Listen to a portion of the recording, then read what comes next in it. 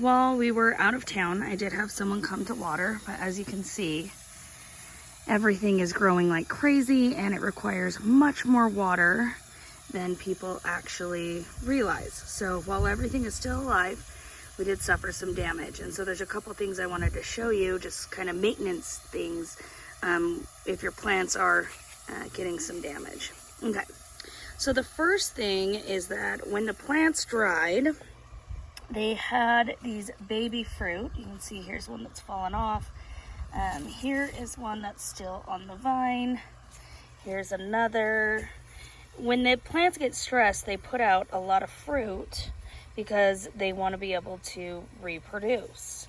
Now, because these did not have sufficient water and it put out so many, the plant is never going to produce all these, and they've started to, brown and shrivel up. So on my cucumbers, this is my honeydew plant.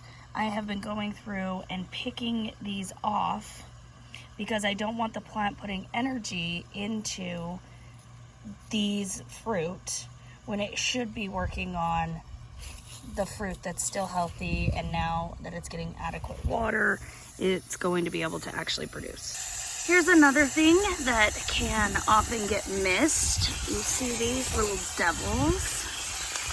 Those are squash bugs. Yeah, you're done for. And because I wasn't here, they didn't get squashed. So I have much bigger population of squash bugs than I would care for. And they're rotten little babies. Oh, can you see those? So, let me see how I can get these in. Yep, those all have to go too. So a lot of times I'm just gonna rip that leaf out and make sure to stomp it out really well. All right, and another casualty of not being in your garden, not being here. This vine actually was not over this pumpkin when we left. And I know the lighting is kind of rough to see, but you can see this pumpkin has just been squished and poked and prodded, and this vine is coming clear from over there. So if I'd been here and seen this happening, I would have moved the vine, right?